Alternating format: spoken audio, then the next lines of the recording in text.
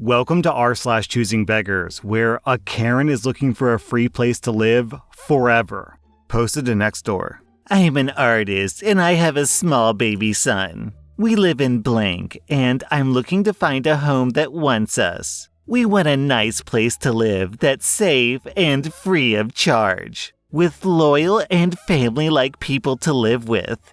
I would also like food provided. I'm a vegan and so is my son. We're very kind and gentle, and we don't like aggressive, mean, or manipulative types of people. We're clean and organized and have good taste and try very hard. We're looking for something long-term that's beautiful, preferably top floor, not underneath anyone, and clean. No dirty animals that aren't well taken care of. We do love animals and want to be around some of them, but we seek a permanent place where there's a barrier between us and the outer world where abuse exists. We're friendly, easygoing, honest, and willing to do gardening, light home improvement, tutoring, gardening, shopping, and cooking as long as it's vegan only. I can offer art lessons or artwork as a gift. No money grubbers, no neon demon. What? Huh? Neon Demon? The hell's that?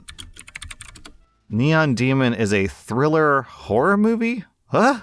Is that a typo? It follows an aspiring model in Los Angeles whose beauty and youth generate intense fascination and jealousy within the fashion industry. Okay, I have no idea what this person's talking about. Is she implying that she's so gorgeous that she doesn't want someone to become jealous and obsessive over her because she's just so beautiful that, oh, honestly, my beauty is such a curse? No way, that can't be real. I have to be misinterpreting this. We need protection and safety and a good life full of fun and enrichment for a good future for my son. I'm open to different types of situations, but nothing weird. We want our own space and privacy respected. Not open to being a live-in girlfriend or a slave. Romance is great, and hopefully in my future, but I want a good green family to be with, to grow with, that we can trust. We don't have any pets, but we would like to have some fish. Please email or message me if you have a place to check out, and send pictures. Thank you. Okay, so I'm trying to think of what place would accept a single woman with a child for free room and board and food, and the only thing you can do there is garden and have fish. I think there's two options, realistically. One is a psychopath serial killer who is going to lock you up in his basement, and, I guess that counts as free room and board, right? You just can't leave. But hey, it's free. The second is a cult, where you live out in the country and you grow your own food. And they do that obviously because they want to keep you separated from society because the cult master is going to do weird sex stuff to you. So look, lady, I guess what I'm trying to say is either way, if you're trying to get free room and board, you're probably going to have to do weird sex stuff.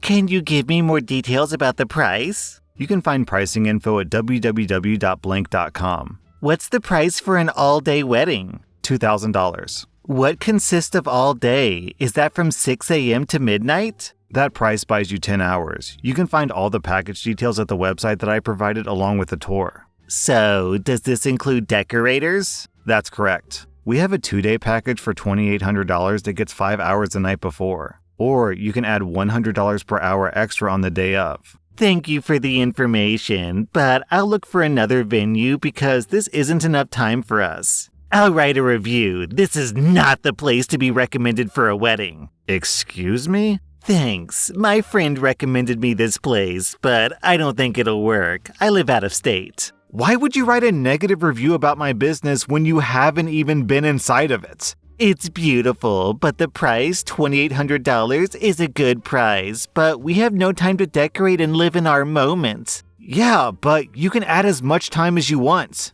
$100 for each additional hour? Yeah, I understand that it's not a fit for you. I just don't understand why you would take the time to review my business poorly to others. No worries. Thank you for checking with us. Have a great weekend. Down in the comments, we have this story from Happy Me. I have a friend who owns a tiny 4-table restaurant that's very popular. The website explicitly states that you must have a reservation to eat there. People who walk in and are turned away routinely leave 1-star reviews because they couldn't eat there. I don't understand why people who have never patronized a business are even allowed to leave reviews. Honestly, in content creation, I run into people like this, pretty regularly. People who just troll in the comments or leave bad reviews or dislike every video. And for me, I think the way that I've kind of rationalized them in my brain and as a way to cope with them and just understand that I'm going to encounter these people is to think of them almost like horror movie villains or horror movie monsters. There's no rhyme or reason, no logic, no way to understand, no way to reason with them. They're just going to show up in your life and make everything worse for a while until eventually they leave. When I go to my podcast and I see that I get a 1-star review from someone and they give some stupid reason I didn't like this episode, 1 star. That sucks because it brings down my review and I've got this impulse to who is this guy? But really, that'd be like some creepy ghost crawls out of your TV and you're how dare you interrupt my TV and scare me?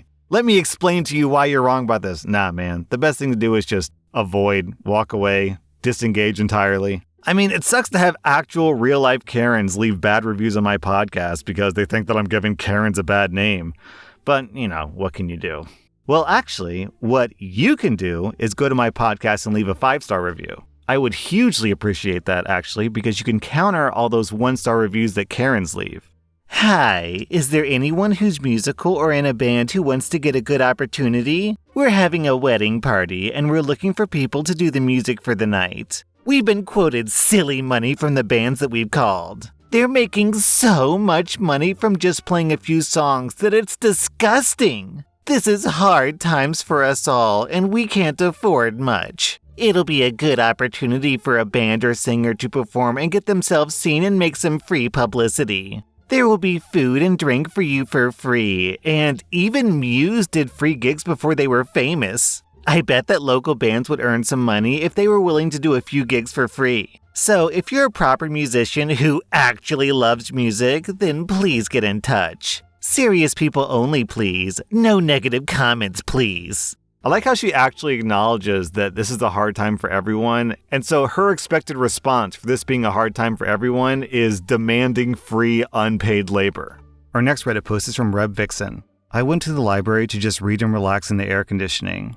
As I walked out, a woman asked if I had $5 for a bus fare. I looked in my bag, and all I had was $2, but it was cash, so I gave it to her, and I said, "I'm so sorry, that's all the cash that I have." She said thanks, so I walked over to my car and got in. As I'm setting up my GPS, she comes over and starts banging on my window, and it scared the bejesus out of me. But still, I asked her, "Can I help you, hun?" She was furious with me and starts yelling and slamming my window saying, "I asked for $5. This isn't $5. And I kept telling her that was literally all the cash that I had. Then she starts to yell at me that I need to give her free rides all day now since I had the audacity to give her less than $5. We went back and forth with her saying, "You are gonna drive me," and me saying, "That is absolutely not gonna happen." Then she said, "I am your elder. You are going to wait for me to get my stuff, and you will drive me to such and such." So she finally took her hands off my car, and I waited till she was 10 feet away, and I backed up my car and got the hell out of there.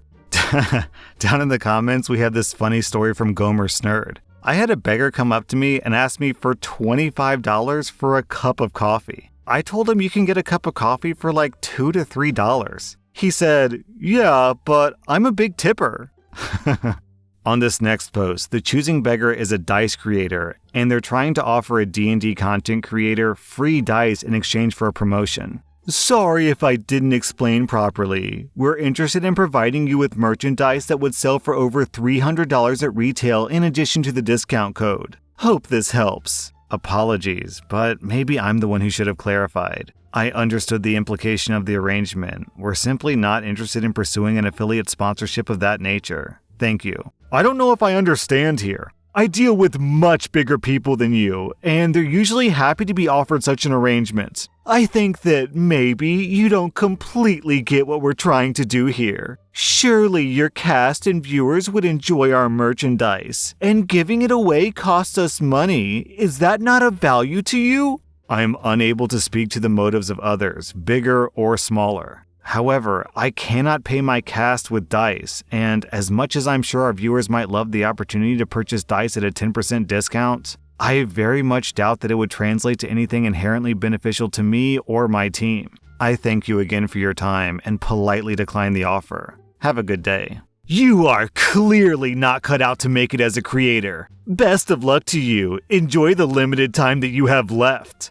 I had a potential babysitting client who turned down my request for $30 a day and would only do it for $20. And when I told this grown man no, he started yelling that he can't afford it and that I'm a teenager who doesn't need the money. His kid, by the way, is 3 years old. I work for this guy from 8 to 5 on a good day. Also, I'm worth more than that because I'm first aid and CPR certified because my mother works in the medical field and she made me learn those skills. This guy expects a teenager to cook, clean up after, change, and put to bed a 3-year-old at $3 an hour. These beggars be choosing. Well, actually, $20 a day at those hours comes out to $2.22 an hour to care for a 3-year-old toddler.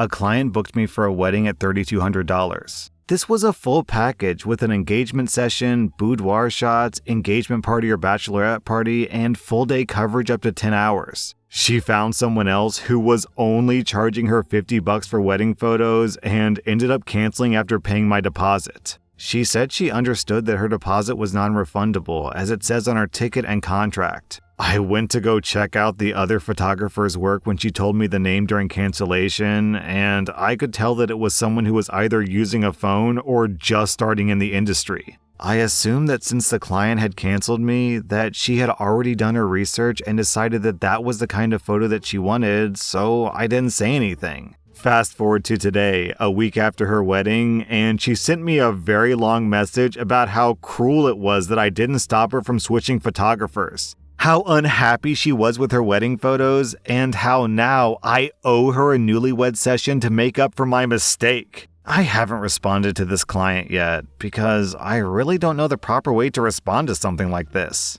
I've never had someone message me saying anything like this before.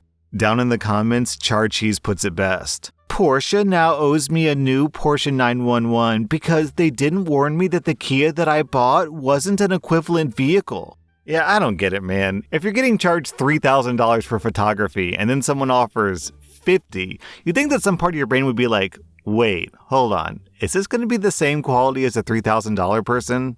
Probably not, right? Our main Reddit post is from Main Yogurt Closet. I was visiting a friend in Santa Monica, California. She's a very outgoing person and very involved in her community. We were walking down the road to get dinner when we were stopped by a guy claiming to be stranded in Santa Monica, and he was looking for advice on where to go for help. My friend tells him about a shelter just down the road. He thanks her for her help and then starts on his spiel about needing laundry money if we didn't mind. My friend cuts him off mid-sentence. Oh, they have free laundry machines at the shelter. She then goes on into a 10-minute long explanation of the shelter and the surrounding aid that he could pull from. She goes into heavy detail, giving him names of shelter employees she knows who can help him get a bus ticket back home or wherever he needs to go. Places within walking distance that are hiring short-term workers and won't mind if you're from a shelter. She just goes on and on. This guy looked like a deer in headlights. Finally, she stops talking long enough for him to mumble, "Thanks," and keep walking. She then looked at me and said, "It's always best to kill them with kindness," and gave me a wink. Down in the comments, we have this post from Mies One Tooth. My friend and I had a funny exchange with a guy. He approached us on the street, shirtless, chains around his neck, big combat boots, and a mohawk. He asked my friend for a cigarette and my friend gave it to him. The guy said thank you, paused for a second, and then said, "You know what? Some lady gave me this gift card to a steakhouse, but they wouldn't let me in there with the way that I look, so why don't you have it?" He holds out this gift card and my friend takes it and says, "Wow, man, that's really generous." And the guy says, "The lady said there's like $100 on there, so if you want to give me like $50 to $60, that'd be cool." Without missing a beat, my buddy says, "You know what, man? I'm not going to give you any money. What you did was so selfless that I believe the karma will change your life." The guy just stood there for a minute and finally said, "There's nothing on the card. Can I just have it back?" We were certain that it was a stolen gift card with zero balance, and the guy was going around trying to pretend to be generous, yet also wanted to be seen as intimidating.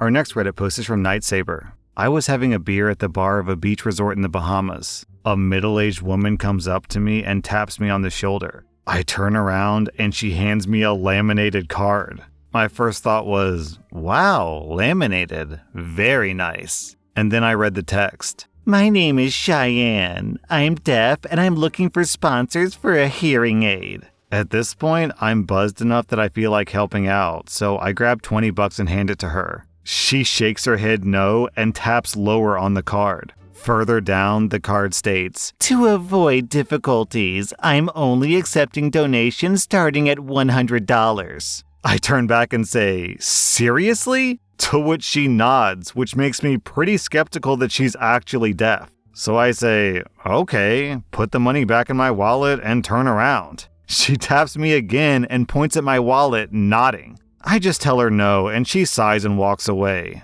Bloody cheeky! Down in the comments, we have this story from Ray's fan. I encountered the same sort of scam operation in Paris. At first, I thought the guy was collecting signatures to raise awareness for the deaf and the blind. After I signed, he pointed lower on the page with donation tiers. After refusing, he continued to follow us, until who I can only assume was his supervisor yelled at him to go try the group of tourists entering the plaza, which he immediately heard and responded to before walking away. I don't think they were impaired at all. So scummy. That was r/choosingbeggars, and if you like this content, check out my podcast where I publish the exact same episodes. Also, hit that subscribe button because I put out new Reddit videos every single day.